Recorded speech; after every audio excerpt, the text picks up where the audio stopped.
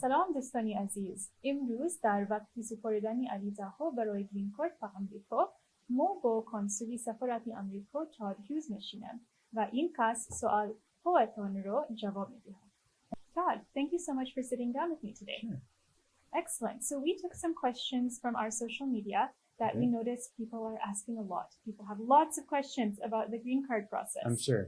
So the first question we'll start off with is it necessary for an applicant to have a foreign passport in order to apply for the green card? Yes, that's one of the requirements for being able to apply for the DV lottery. And you can't even apply for the lottery without having a passport for the principal applicant. Got it. And what if somebody is filling it out with their family? Let's say their spouse and their children, and the applicant has a foreign passport, but maybe the spouse and the children do not. How do they fill out the application for the diversity visa lottery? So also a good question, and not a problem as long as the primary applicant has a foreign travel passport. It's okay. But I will say this, if a husband and wife both have foreign travel passports from the same country, or both from countries that are eligible for the DV lottery, they can both apply. So the husband could apply with the wife and the children as dependents, and then the wife could apply with the husband and the children as dependents. And so they would actually get two entries, but it's okay because it's two individual separate entries. Awesome. That's really good to know. Thank you, Todd. Yeah. All right. So Todd, one of the issues that some folks encountered previously is when they applied for the green card lottery, they entered their names as they are given in their foreign travel passports issued by Tajikistan. Right. But one thing that we have noticed is that sometimes there is a difference between the name, the given name, the family name, and the Отчестваро that are given in the passport in Cyrillic versus what is written in the Latin script. So is there an issue if the applicant chooses one over the other? What should they do? So if someone's applying for the DV lottery, they should list in their DV lottery application only what's written out in Latin on their passport. So for Tajikistan, that means the family name and the given name, but not the Отчестваро. Okay, thank you. That's good to know. Yeah. Another issue with some of the documentation that people have noticed is that the district where they were born, for example, had one name at the time that they were born, and that is written on their documentation. But now, at the time that they're applying in 2021, the name of the place of their birth has changed. In that type of situation, what should the applicants do?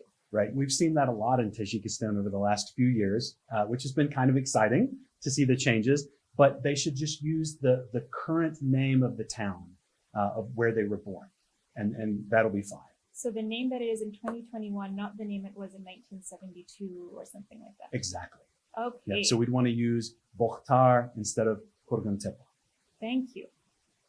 So on another note, how many people from Tajikistan are going to win this year? So everybody wants to know that. Yeah. And it's a tough question because only 50,000 people will actually get diversity visas at the end of this process. And so we don't know how many people will win the lottery from Tajikistan because we don't know how many will enter from Tajikistan. We don't know how many will enter from other countries. And it's a lottery. I mean, it just depends. And one thing to keep in mind is just because you win the lottery doesn't mean you will eventually get the visa. And so that's something to keep in mind. Okay, thank you. So in order to submit this application, the applicant needs to touch their photograph. Can they just take a picture on their phone and add that in, or do they need to do something special? Okay, so there are apps out there that you can do on your phone that you can, get a photo that's at least the right size to include with your application. But sometimes it's too dark, or it might be too light, or something like that, and the photo could be rejected.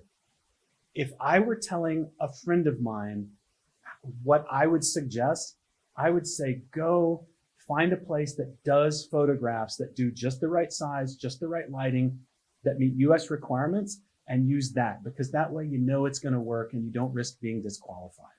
Okay, that makes sense. And the million-dollar question, Okay. how are winners selected? Okay, this is really cool. Yeah. So I got to work for a year at the Kentucky Consular Center, and my boss was super disappointed when he found out that he didn't get to press the button. So I actually made a little button for him that he could press. But what actually happens is think about a lottery, right? Like it draws balls in the air and stuff like that. There is a system in Washington that on a certain day after the end of the deadline, they turn on this system and it selects all the winners of the lottery, just like a lottery. It's really cool. Oh, wow. That's just an amazing lottery to win a new life in America. Yeah. Awesome.